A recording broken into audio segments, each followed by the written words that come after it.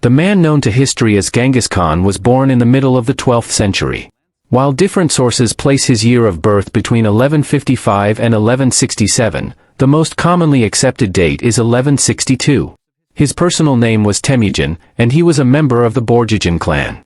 There is also no consensus on Genghis' place of birth, but it is likely that he was born around the upper valley of the Onan River, near the sacred mountain of Burkhan Khaldun in the Kentiai Mountains in northeastern Mongolia. Temujin's father was a Mongol chieftain named Yasuji. According to the secret history of the Mongols, the official history of Genghis' life and conquests written for the Mongol royal family after his death, Yasuji was the grandson of Kublai Khan, the head of the Borjigin clan in the early 12th century. Some historians argue that this could have been later propaganda to enhance Genghis' lineage, and Yasuji was not related to the royal clan at all. Nevertheless, he was clearly the leader of a fearsome band of warriors who served Kublai's son Kuchula in the 1150s. Yasuji was also the sworn brother of Togril, the leader of the Karaite tribe, one of the 5 major tribal confederations of Mongolia. Yasuji and Togril often fought against the Merkit Confederation, and in around 1160, Yasuji abducted a 15-year-old girl named Holun who had been betrothed to a Merkit chieftain, sparking a feud that would last more than half a century. Over the course of the following decade, Holun would give Yasuji 4 sons and a daughter, of whom Temujin was the oldest.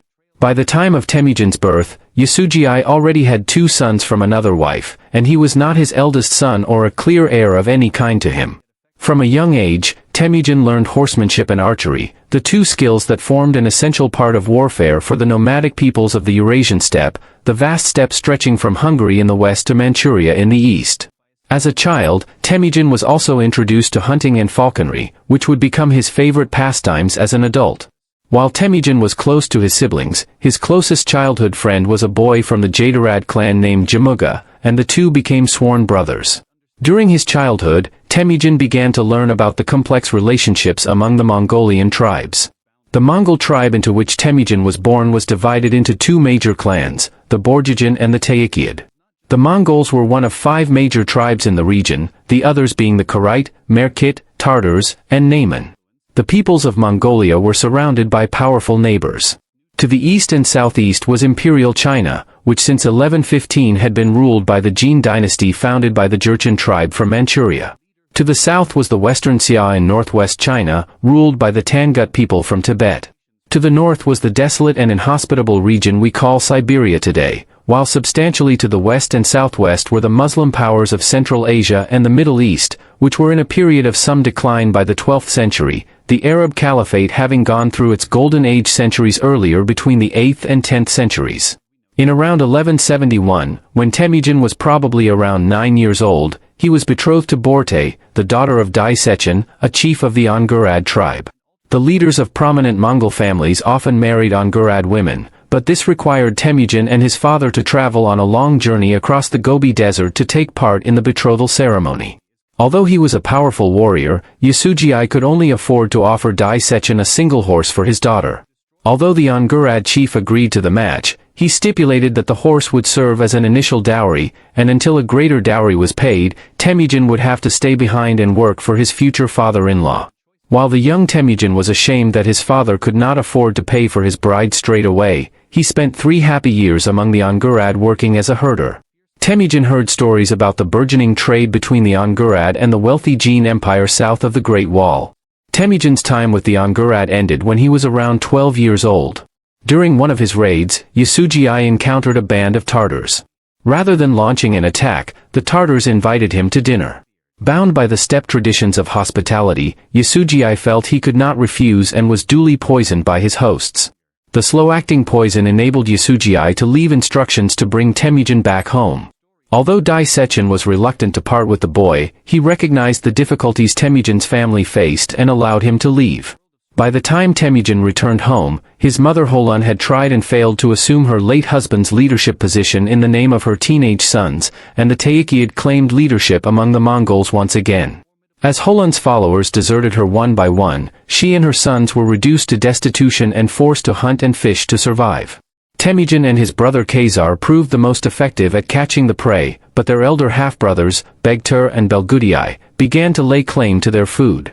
On one occasion, Begtur stole a large fish that Temujin and Khazar had caught and proceeded to cook and eat it. The younger half-brothers responded by ambushing Begtur while Belgudei was away and showering him with arrows. While Belgudei did not seek to avenge his brother's death, Holun was incensed and warned her sons that the family could not hope to confront their real enemies by fighting and killing each other.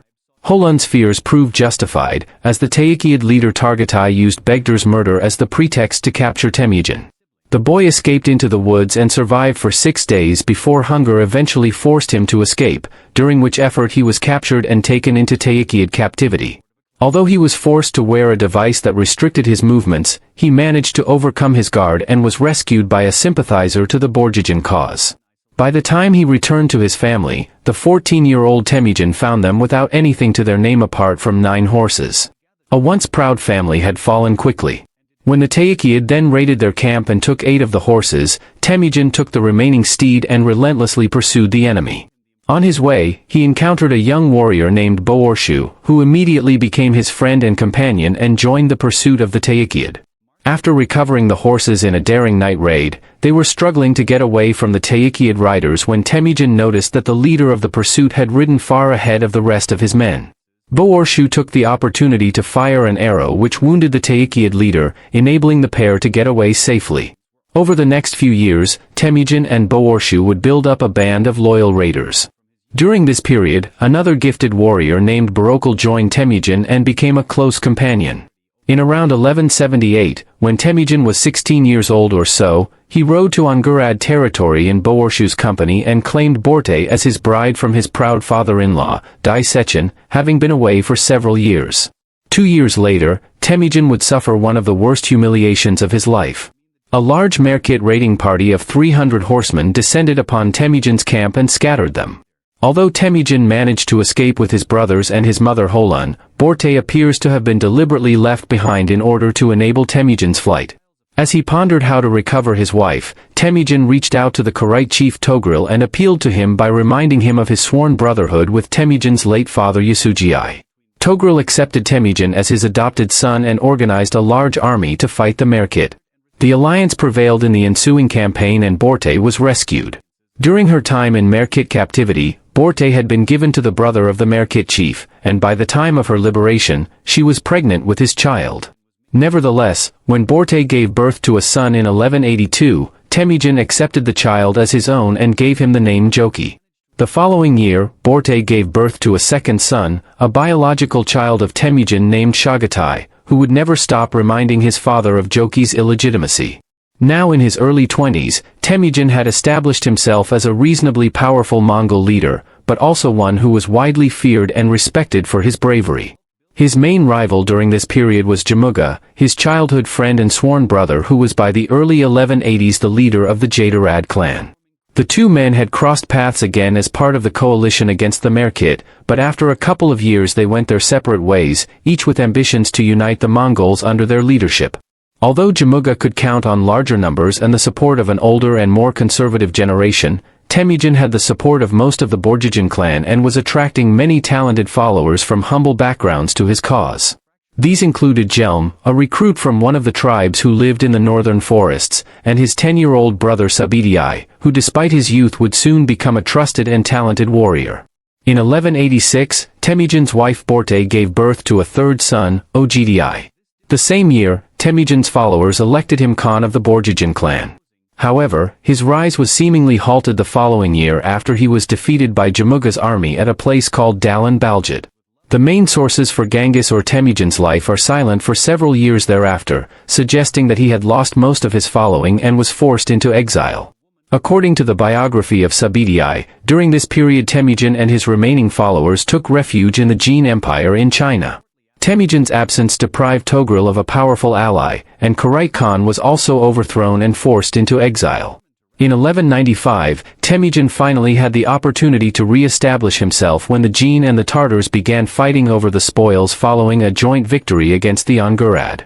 Temujin offered an alliance with the Jin frontier commander and proceeded to deal the Tartars a series of heavy defeats in 1196. The resulting plunder made Temujin rich, and he used his position to re-establish his alliance with Togril and restore him as the Karaite Khan. In 1197, Temujin exploited the momentum from his victory against the Tartars by reviving his feud with the Merkit. 21-year-old Subedii infiltrated the Merkit camp and used the intelligence he gathered to lead a short and victorious campaign.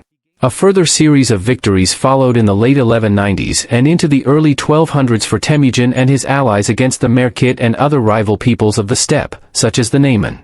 These victorious campaigns caused considerable anxiety among rival tribes, who in response elected Jamuga as Universal Khan, a grander title than Temujin's own. Over 15 tribes had joined this new coalition, but many individuals were disaffected and supported Temujin's cause by passing on key intelligence about the coalition's plans.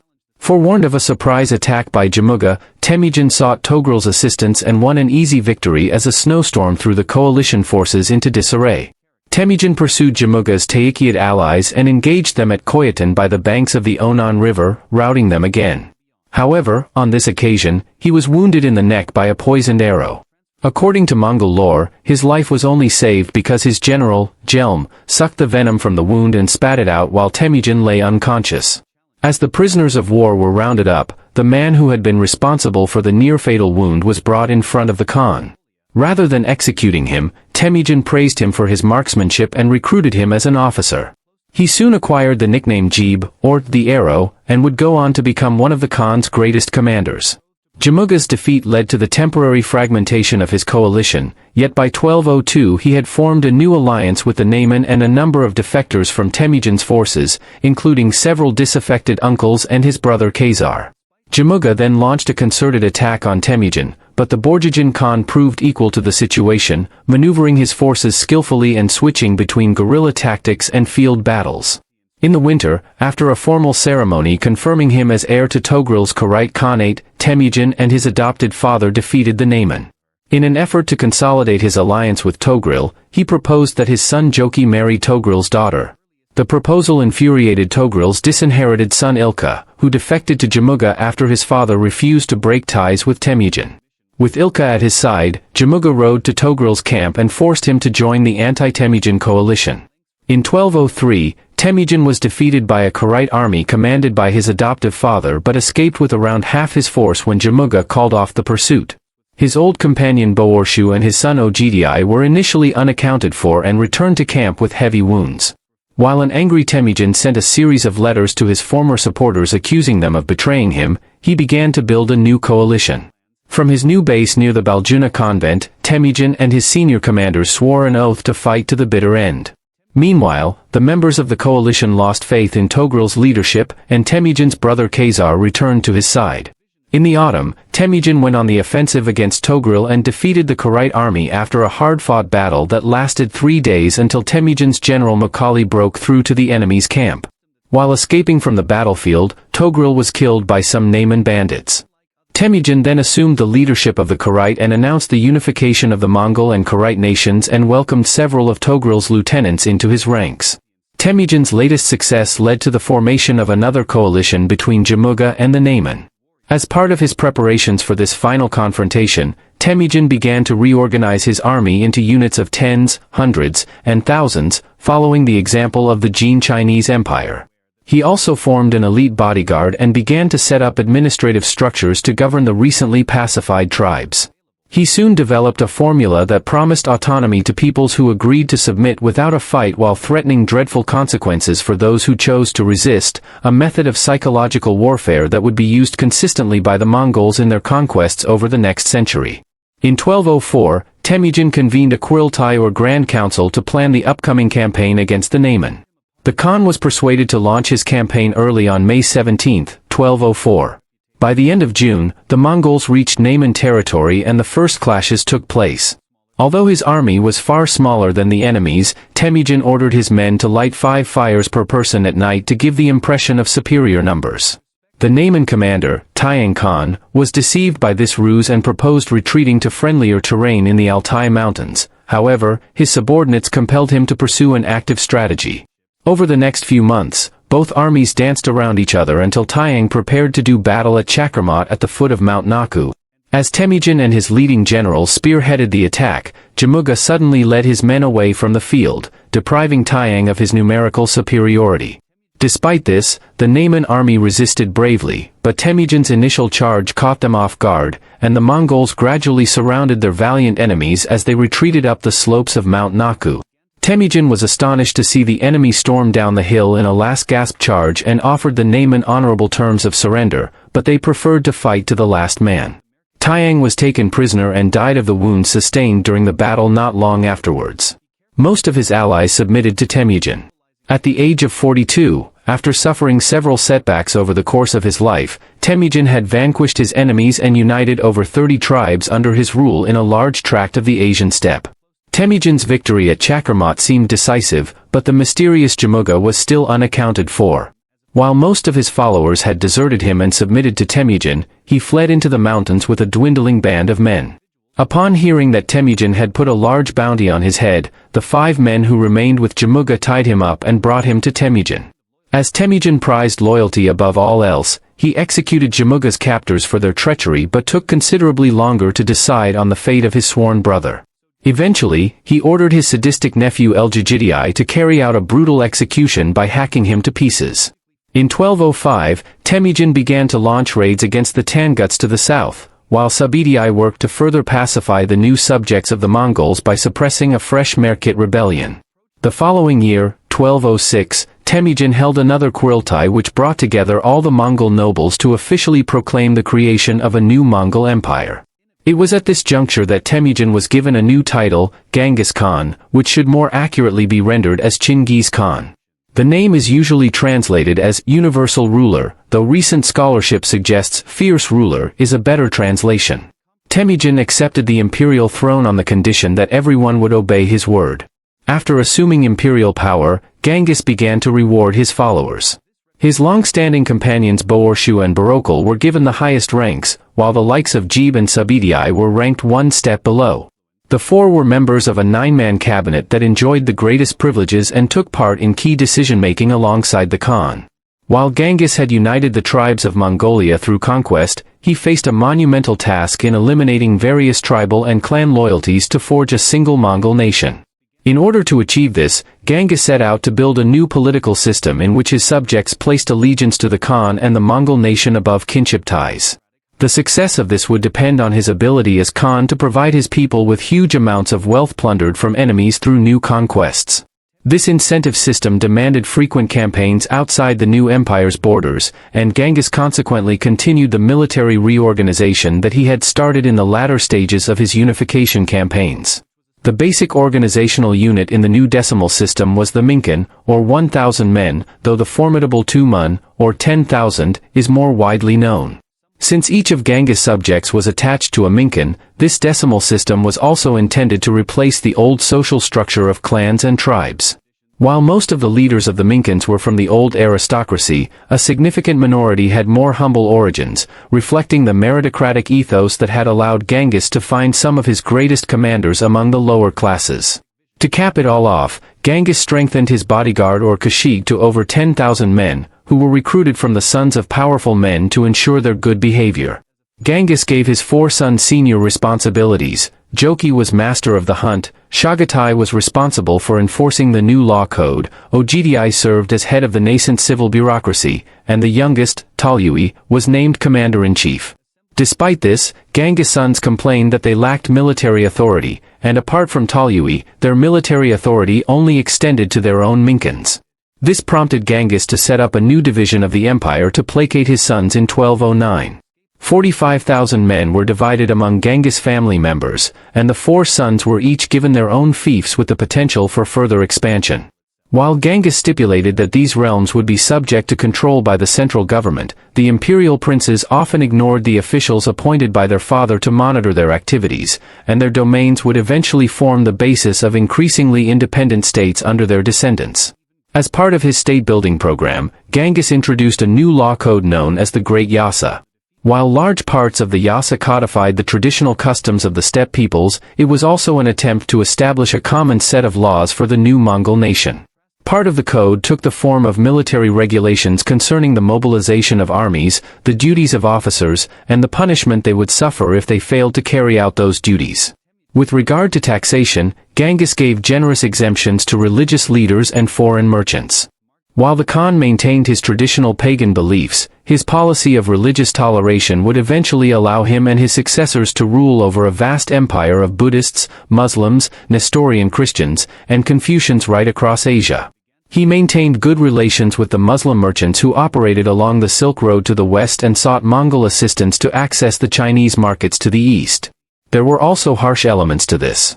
For instance, the Yasa mandated the death penalty for a wide range of crimes including lying, contaminating running water, and the failure to share food with strangers, though wealthy criminals could often escape capital punishment by paying large fines. The Yasa only applied to Mongols, and there was little consideration for the fate of foreigners. Accordingly, the Mongols habitually captured foreign women on campaign and took them as concubines. Genghis and his sons had the first pick of the female captives, and he would go on to have 23 official wives and a harem of over 500 women. Some geneticists and historians have speculated that as many as 16 million people today may be descended from Genghis Khan. Over the course of the 3 years between 1206 and 1209, Genghis continued to make changes to his new military organization, and parts of the Kashig, or bodyguard, were assigned specialist duties such as intelligence gathering, surveying and mapmaking, and organizing the supplies for the army. In peacetime, the annual hunt organized by Joki served as the main form of training for Genghis armies. As in a military campaign, the 2 months would work together and surround the animals across a large area before gradually closing in for the kill. Anyone who allowed an animal to escape the net or killed an animal before the Khan's arrival was subject to severe penalties. Once everything was ready, Genghis and his inner circle would descend upon the encircled animals before allowing the officers and their men to complete the slaughter. The exercise not only enabled the Mongol armies to practice their maneuvers and communication methods but also provided a vast quantity of food to feed the men. The Mongol cavalryman's primary weapon was the bow and arrow, and each man would carry a short-range and long-range bow. Each horse archer was equipped with 60 arrows in total, divided into short-range and long-range projectiles, though the most ferocious was the relatively small composite bow which required great upper body strength to use effectively, but which landed arrows with devastating speed and power. Most notably, it could be fired from horseback while riding by a skilled cavalry archer. It was this weapon which would enable the enormous conquests that were to follow. Each Mongol warrior also had at least 6 horses, enabling them to travel up to 65 miles a day. The speed at which Mongol armies moved was Genghis' main strategic advantage. Since his armies were often outnumbered by the enemy, Genghis employed a range of tactics to exaggerate the size of his own forces. One of the best-known Mongol tactics was the feigned retreat. If the army was struggling to make progress against a strong defensive position, it would withdraw from the field and leave their plunder behind. While the enemy was distracted by the loot, the Mongols would turn back and cut them to pieces in the open field. Although the Mongols later employed Chinese siege engineers, they were not used to siege warfare, and Genghis initially avoided attacking well-fortified cities. He preferred to attack smaller towns and distributed the resulting plunder evenly among his otherwise unpaid troops. After his elevation as Khan, Genghis rarely took personal command of military campaigns, preferring to send his sons and senior generals instead. In 1207, Joki led a successful campaign against the Turkic forest peoples in southern Siberia, who included the Buryat, Kyrgyz, and Oirad. In 1208, Sabidii won a crushing victory against the ever-rebellious Merkit, though he was criticized by Genghis for allowing some to escape further north. In 1209, Genghis secured the submission of the Uyghur Kingdom in East Turkestan, now the Chinese autonomous region of Xinjiang. The Uyghurs had once ruled a mighty empire that included much of Mongolia, but by the beginning of the 13th century, they had submitted to the Kara Khitai, whose empire extended from modern-day Kazakhstan into northwest China. Genghis subsequently recruited many Uyghurs into the Mongol imperial administration and adopted the Uyghur script for the first official Mongol written texts. With the conquest of the forest peoples and the submission of the Uyghurs, Genghis laid much of the groundwork for an invasion of China. Since the collapse of the Tang dynasty in 907 AD, China had been divided between a number of competing dynasties. At the beginning of the 13th century, there were 4 such states: the Jurchen Jin Empire in the northeast, the Tangut Western Xia in the north, Kara Khitai in the northwest, and the Song dynasty south of the Yangtze River. Although the Song was the only one of these states ruled by the Han Chinese majority, the rulers of all 4 states adhered to Chinese customs and administrative practices. The Mongolians would benefit substantially from the divided state of China at this time. Genghis came to see the Tangut Empire both as a source of plunder for his restless armies and a testing ground for their ability to fight the more powerful Jin. After the initial raid in 1205, Genghis launched a larger campaign in 1207, which forced the Tangut to agree to pay an annual tribute. When the payment was suspended in 1209, Genghis organized a large invasion force and embarked on a punitive expedition. Eventually, the desperate Tangut decided on a formal submission to Genghis Khan and promised to supply troops for future campaigns. By 1211, with his rear secure, the 49-year-old Genghis Khan was ready to turn his attention to the Jin Empire. While this was motivated in part by the desire to avenge frequent Jin raids into Mongol territory and the relentless logic of perennial conquest to feed and pay his troops, the invasion of northern China had been a long-held ambition. The Jin had conquered northern China from the Khitan Liao dynasty at the beginning of the 12th century and proceeded to drive the Song emperors south of the Yangtze River. While a peace treaty was signed between the Jin and Song in 1142, relations between the two Chinese powers remained uneasy, and the peace was interrupted by occasional conflict. At the beginning of the 13th century, the Song embarked on an effort to reclaim territories north of the Yangtze River. While the Jin easily defeated the invasion force, within a few years, the Jin heartland of Manchuria faced a Khitan rebellion partly encouraged by Genghis. Having been preoccupied with its wars against the Song dynasty, the Jin left its northern frontier relatively undefended. As the Jin planned to strengthen its northern defenses by building a new wall, Genghis decided that it was time to strike. In early 1211, Genghis called a Qurultai or Grand Council in which he set out his plans to conquer northern China.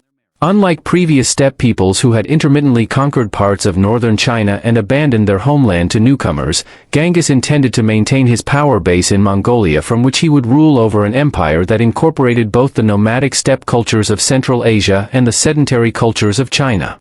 The invasion force of around 100,000 men began moving in March.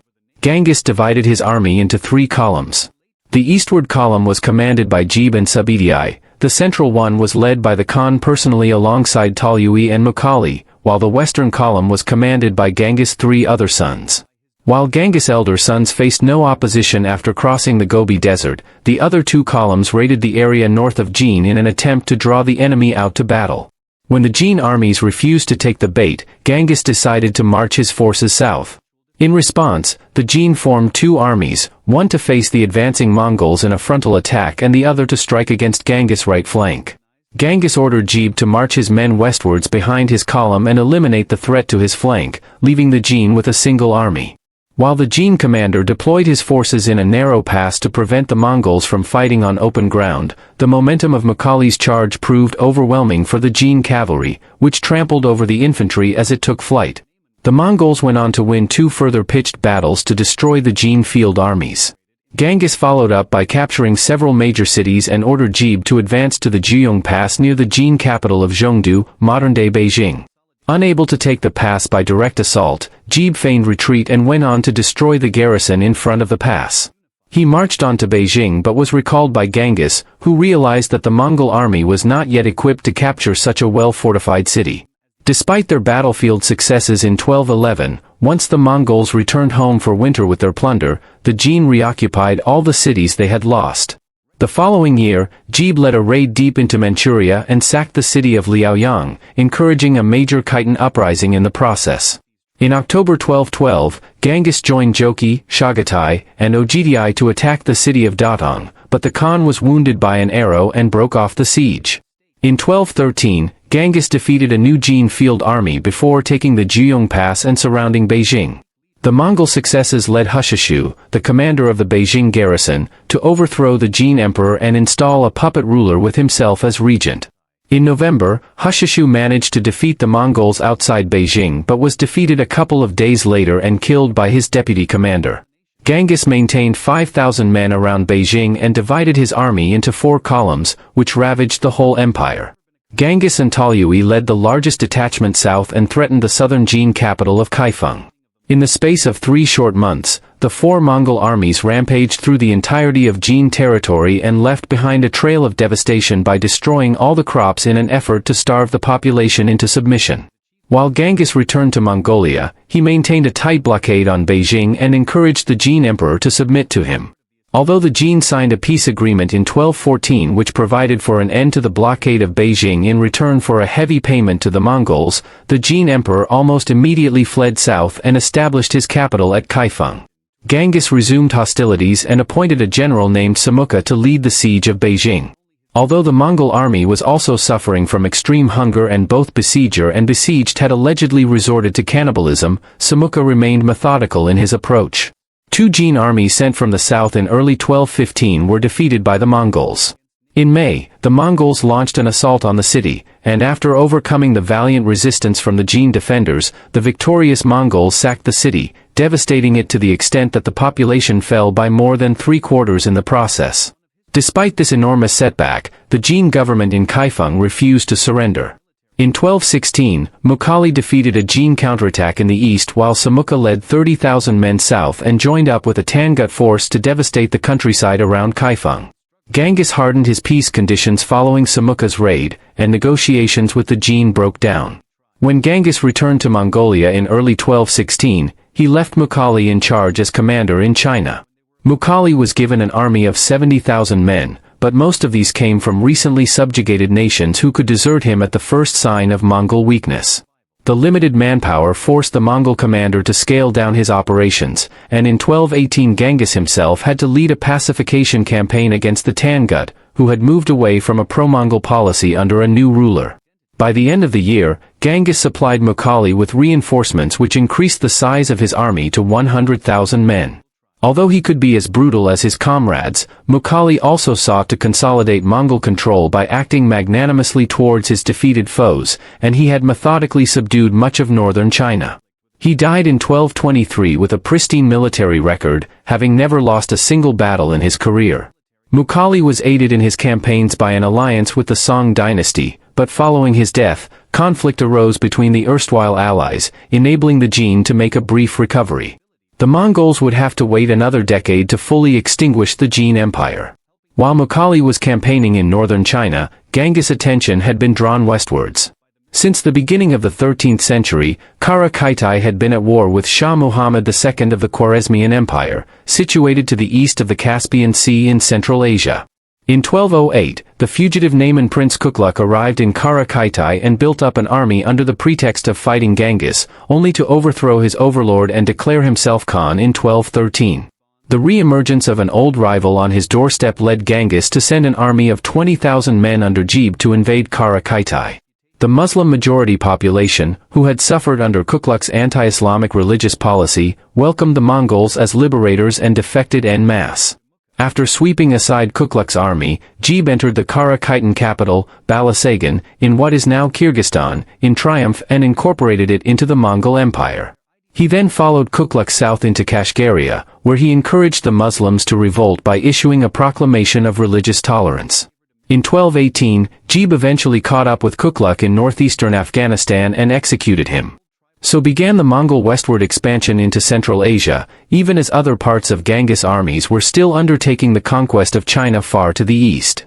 While Jib was pursuing Kukluk, Genghis sent another army north under Joki and Subedii to pursue the remnants of the Merkit, who had allied with the Kuman or Kipchaks, a Turkic people who occupied a large expanse of the Eurasian steppe from the lower Danube in the west to the Irtysh River in the east.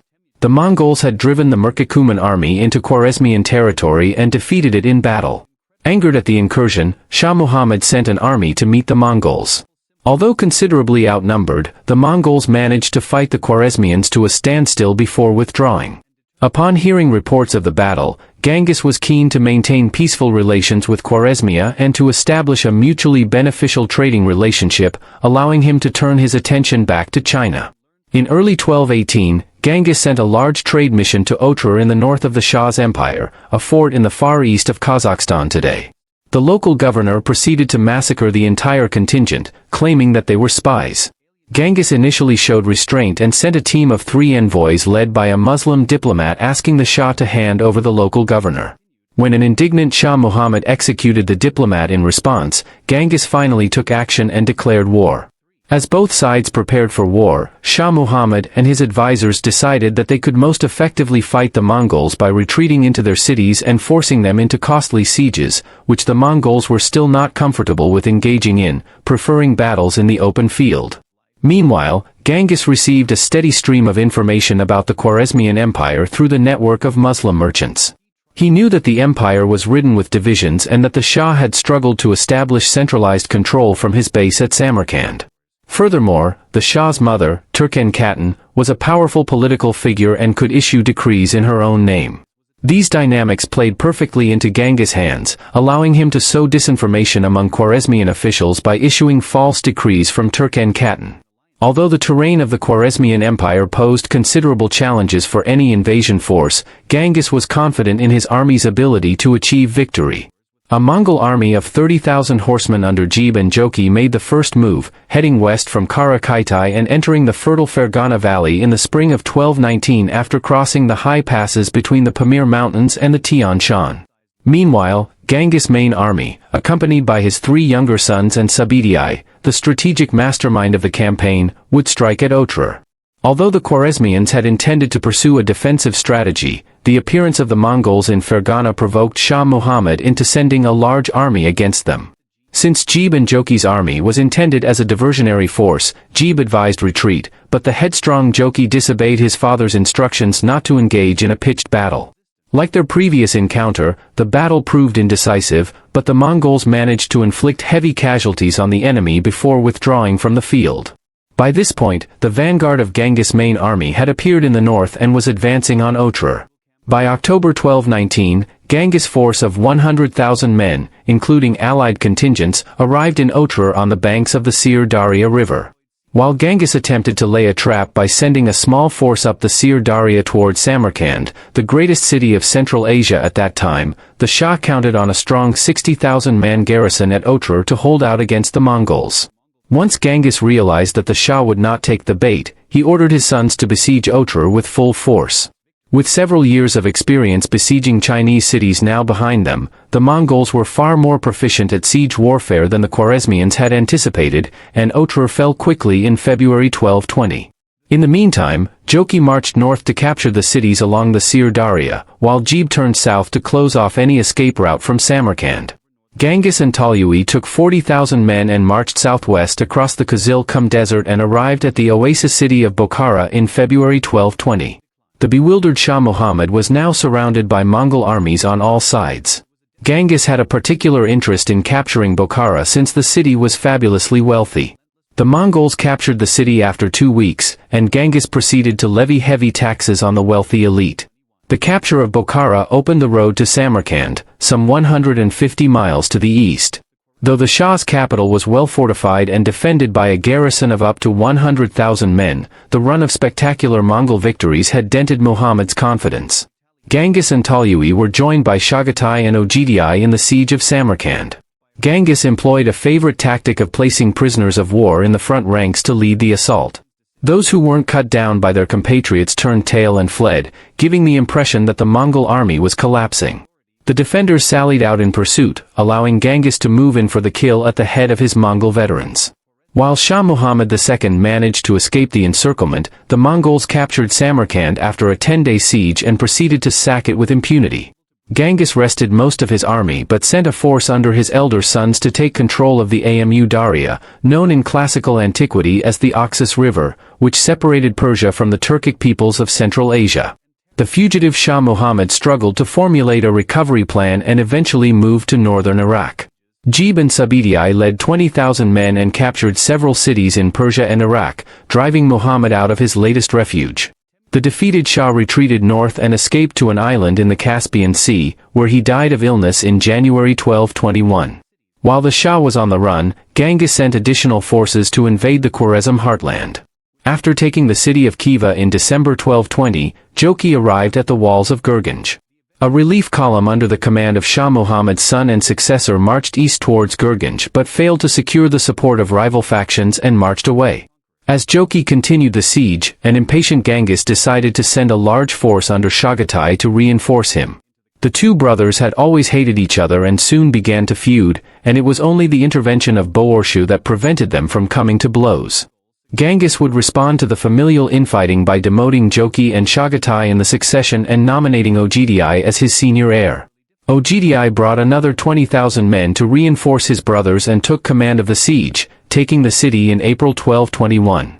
After such a long siege, the Mongols carried out another notorious massacre, killing almost every single one of the city's inhabitants. The Mongols went on to treat the whole province of Khwarezm in a similar fashion.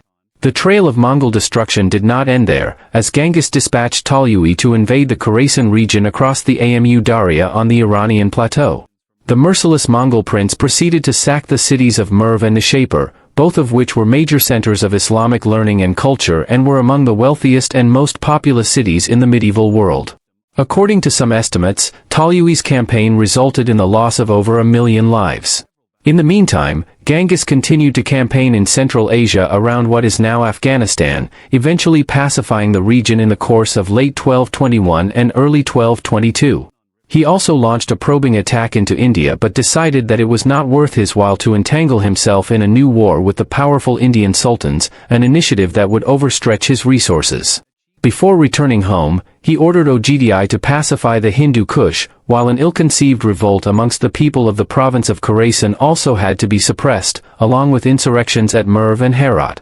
Although a number of Khwarezmian mountain fortresses continued to resist, by 1223 the last remnants of the empire were extinguished, effectively leaving the Mongols in control of the vast majority of Central Asia, a region approximating to modern-day Iran, Afghanistan, parts of northern Pakistan, Kazakhstan, Uzbekistan, Turkmenistan, Kyrgyzstan, and Tajikistan. It had taken Genghis less than half a decade to do so. While Genghis and his sons were completing the conquest of the Khwarezmian Empire, Jib and Sabidi were carrying out the greatest long-distance raid in history. Shortly after the death of Shah Muhammad in early 1221, Sabidi obtained permission from Genghis to lead a campaign directed at the Cuman heartland on the Russian steppe, stretching from north of the Caspian Sea all the way westwards to Ukraine. The Khan gave him a force of 20,000 cavalry with instructions to return within 3 years. After reducing several cities in northern Persia, they turned north towards the Caucasus. As they approached the city of Tabriz in what is now Iranian Azerbaijan, the city's governor meekly surrendered and agreed to pay an astronomical tribute. The Mongol victories prompted groups of Turkmen and Kurdish raiders to join them to share the spoils. These auxiliaries served as the vanguard for an invasion of the Kingdom of Georgia, with the Mongols following behind. After ordering the vanguard to lay waste to the countryside, Sabidi enticed the Georgian army into battle and won a decisive victory. After returning to northern Persia to cover Tolui's northern flank as he laid waste to Khorasan, Jib and Sabidi returned to the Caucasus late in the year and defeated the Georgians once again. After crossing the Caucasus Mountains, the Mongols descended into the Eurasian steppe, which was dominated by the Cumans. When two large Cuman armies were defeated, they sought assistance from the Russian princes.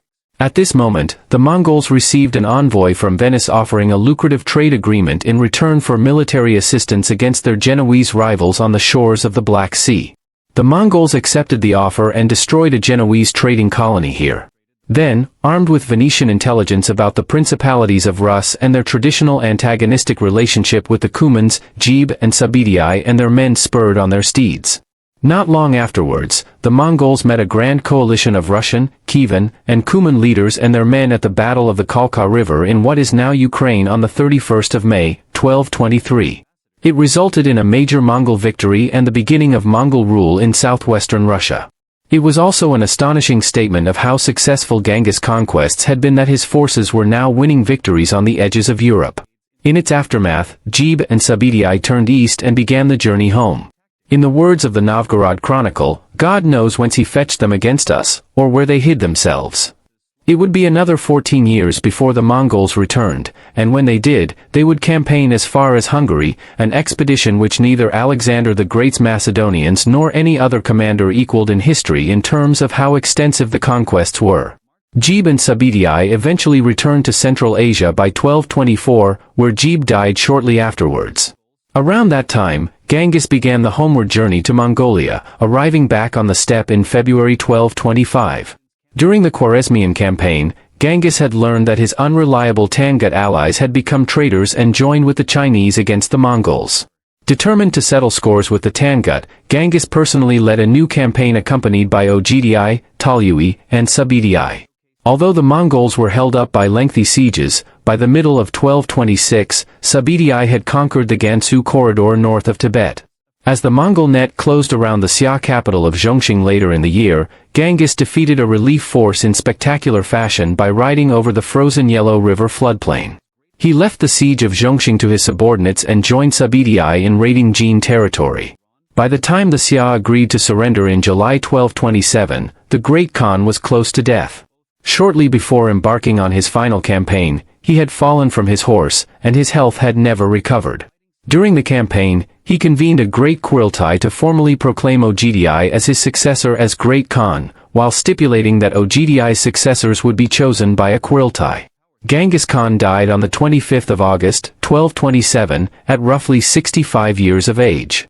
According to the secret history, his body was taken back to Mongolia and entombed in his homeland, but some historians theorize that he was actually buried in the Ordos Desert as his body would have decomposed rapidly in the summer heat. The location of Genghis' tomb remains one of history's great mysteries, and the tale that anyone with knowledge of the site was put to death is probably true.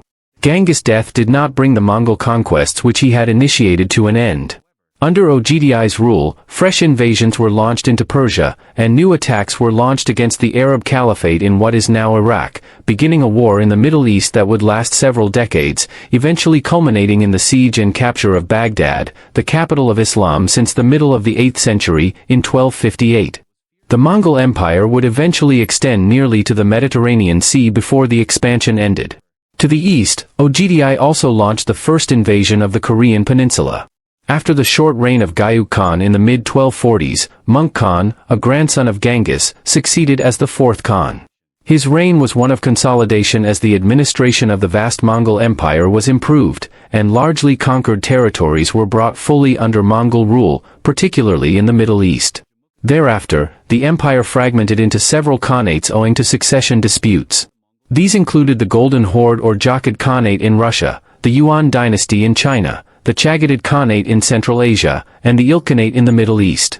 The greatest of the later Mongol rulers was Kublai Khan, who ruled between 1260 and 1294 and was a grandson of Genghis. He completed the conquest of China and even attempted to launch invasions of Japan, though these were unsuccessful. It was to Kublai's court that the Italian explorer and merchant Marco Polo arrived in the late 13th century, leaving behind a Western account of the splendor and grandeur of the court of this Mongolian ruler. It was a long way from the desperate straits Genghis had found himself in as a young man on the Asian steppe a century earlier. Genghis Khan leaves behind a legacy as one of the greatest conquerors in world history. After emerging from relative obscurity to take control of the Borjigin clan, Genghis had to fight bitter campaigns to eliminate his rivals and unite the tribes of Mongolia into a single state. He went on to conquer much of northern China before turning his hordes west and vanquishing Karakaitai and the Khwarezmian Empire in Central Asia. His successes were achieved because of three factors. Firstly, he managed to unite the traditionally divided tribes of the Asian steppe into a formidable army. Secondly, he took advantage of the military machine that Mongolian cavalry archers riding swiftly on horseback across Asia constituted, and he was a formidable general himself, one who showed his adaptability by adopting Chinese siege engines into his armies with relative speed. But thirdly, and finally, Genghis was also somewhat lucky. When he began his conquests, Imperial China was in a weakened and divided state, while to the west, the great Muslim powers of the Middle East and Central Asia had declined considerably since the glory days of the Arab Caliphate centuries earlier. Genghis' accomplishment was that he managed to exploit these highly advantageous circumstances. His sons and his descendants would build on their father's conquests to create the largest contiguous empire in human history. What do you think of Genghis Khan? Was he a great conqueror and pragmatic political leader who was adept enough to build an empire that encompassed dozens of nations and multiple religions, or was he a cruel and manipulative despot who ruled with an iron fist and allowed his armies to commit unimaginable atrocities on the thinnest of pretexts? Please let us know in the comment section, and in the meantime, thank you very much for watching.